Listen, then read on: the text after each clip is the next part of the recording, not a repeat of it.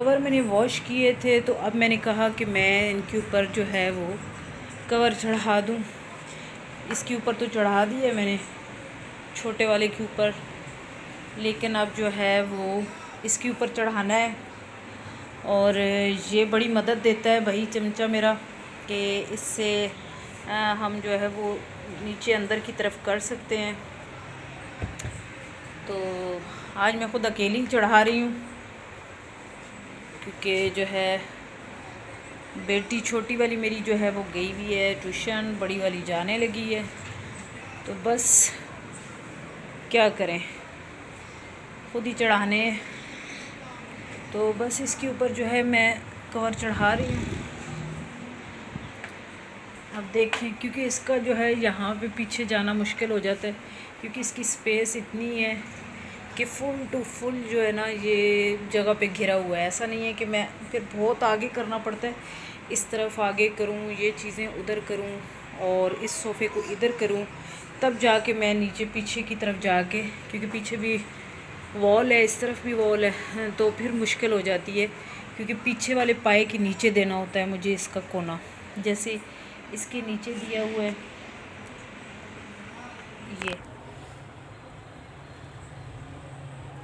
یہ تو بس یہی مشکل ہوتی ہے. تو خیر دیکھتے ہیں. ابھی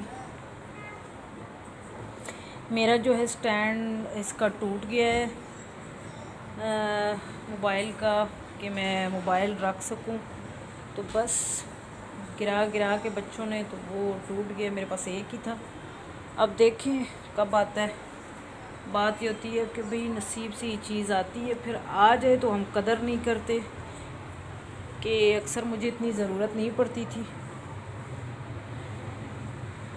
تو گرتا رہتا تھا.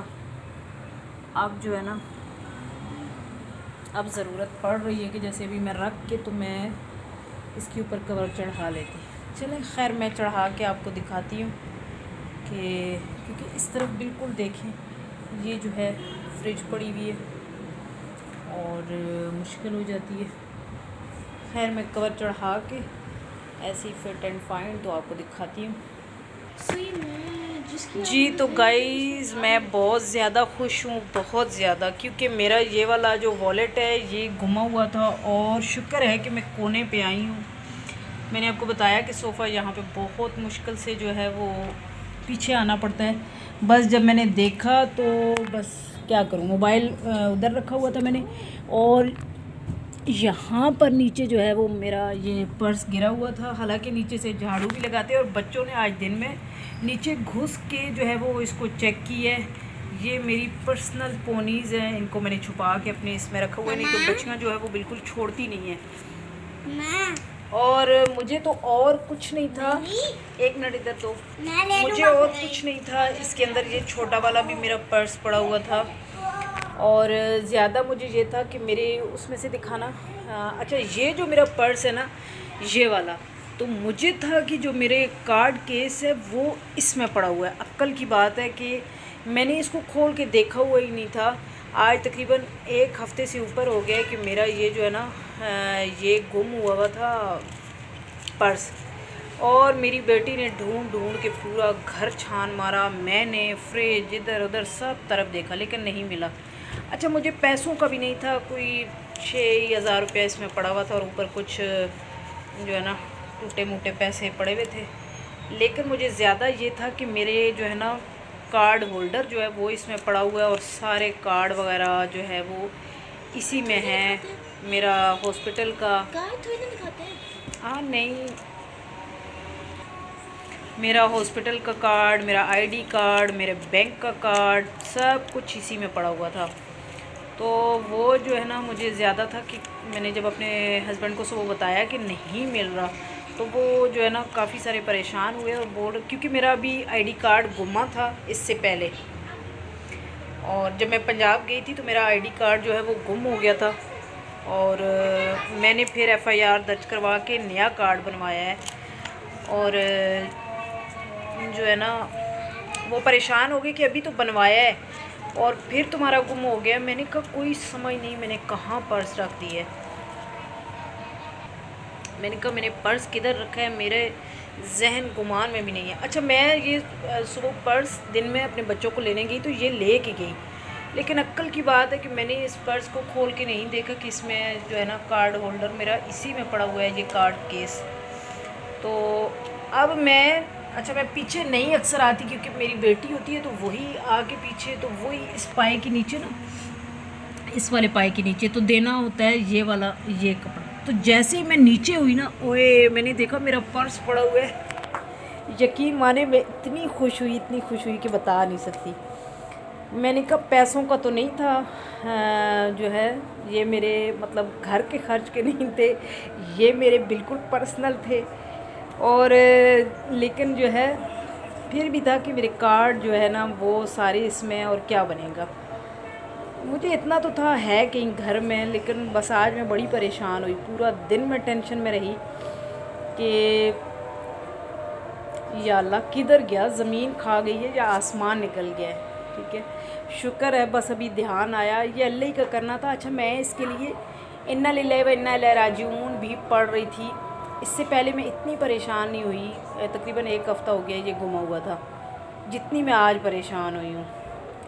تو خیر فائنلی شکر الحمدللہ، مغرب کی اذان بھی ہو رہی ہے کہ میرا پرس مل گیا ہے۔ اور یہ کور چڑھانے کے بہانے، حالانکہ میں اکیلے کور نہیں چڑھاتی ہوں، میں بالکل بھی نہیں چڑھاتی اکیلا کور، میں میری بیٹی کوئی نہ کوئی ہوتی ہے ساتھ یا میرے ہسبینڈ، تو ہم دونوں مل کے چڑھا لیتے ہیں کیونکہ 2 منٹ لگتے ہیں اگر مل کے چڑھائیں، تو اکیلے میں تو آپ کو پتہ ہے۔ اب یہ دیکھیں یہاں سے اس پائے کے نیچے دینا، پھر اس پائے کے نیچے دینا، پھر اس کے نیچے، پھر اس کے نیچے، پھر ان کو یہاں سے سیٹ کرنا، تو بس بڑی محنت لگتی ہے، لیکن شکر الحمدللہ کہ مل گیا ہے۔ تھینک یو سو مچ میرے اللہ جی۔ اور جو ہے نا بس اللہ تعالیٰ جس کی کوئی چیز گمی ہوئی ہے وہ مل جائے میرے رب کے صدقے، تو بس جی شکر ہے میرا پرس مل گیا ہے۔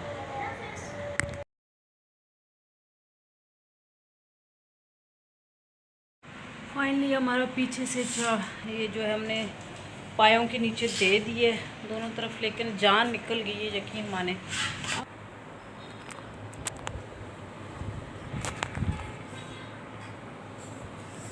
فائنلی یہ ہمارا اس طرح چڑھ گیا کور، اب اس کو ہم جو ہے وہ سیٹ کرتے ہیں کیونکہ میں نے ٹائم دیکھا نہیں ہے اور قاری صاحب بھی آنے والے ہیں۔ اچھا مما نظر نہ آئے، صرف پیچھے کھڑے ہوتے ہیں، صرف یہ جو مما کام کر رہی ہے نا وہ مما نظر نہ آئے، آپ کے ہاتھ نظر آ جائے۔ ہاں ہاتھ نظر آئے۔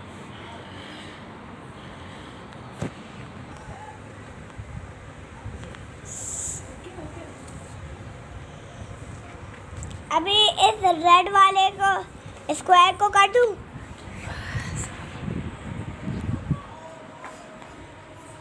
بھائی میرے بیٹے نے کافی ساری بنائی ہے، پتہ نہیں کیسے بناتا رہا ہے، آج دیکھوں گی جب ایڈٹ کروں گی تو۔ خیر یہ لک ہے میرے صوفے کا۔ اچھا جو یہ والا ہے نا، یہ والا صوفہ چھوٹے والا، اس کا یہ سارا کپڑا نیچے کی طرف نہیں آتا، ٹھیک ہے، تو آتا ہے ویسے اس دفعہ کوئی صحیح، یہ جو ہے نا بارڈر یہ چھپ جاتا ہے، لیکن اس دفعہ ظاہر سی بات ہے میں اکیلی تھی، اب اس کو درمیان میں کر دیتے ہیں۔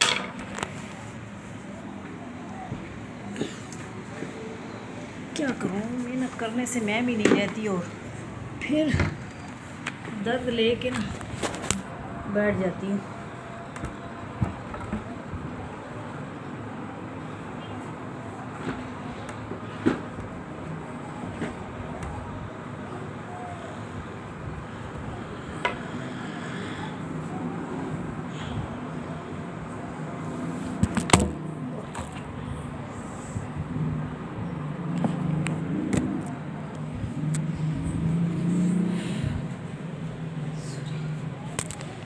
وہ انڈیا کا ایک ڈرامہ ہے انوپما، وہ کہتی ہے سوری سوری سوری، وہی بات ہے میرے سے بھی سوری کہ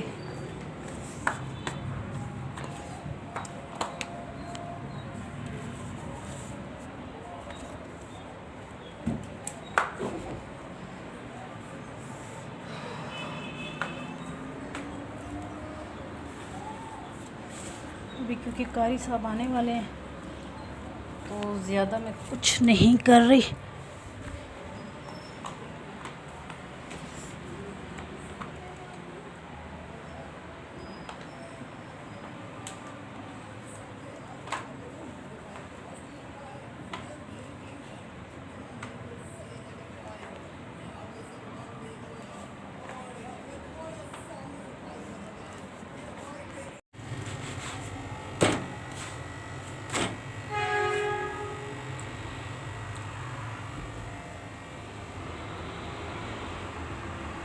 یہ محمد یوسف کی چوری بنا رہی ہوں.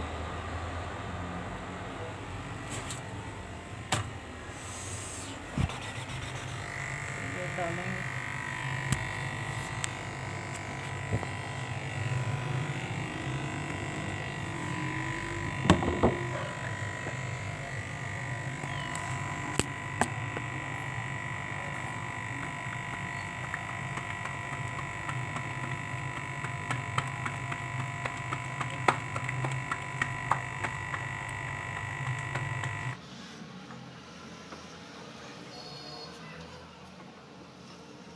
गरम गरम है, आ जाए मेरा बेटा तो अच्छी बात.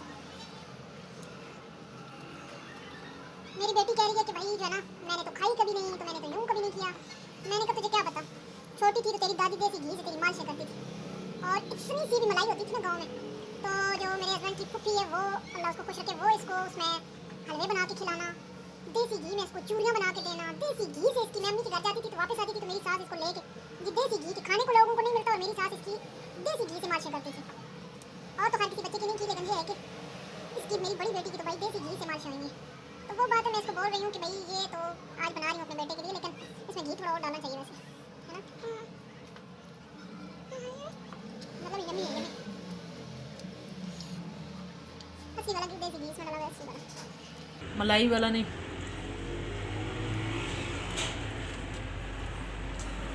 अभी वो आ जाए तो अच्छा है.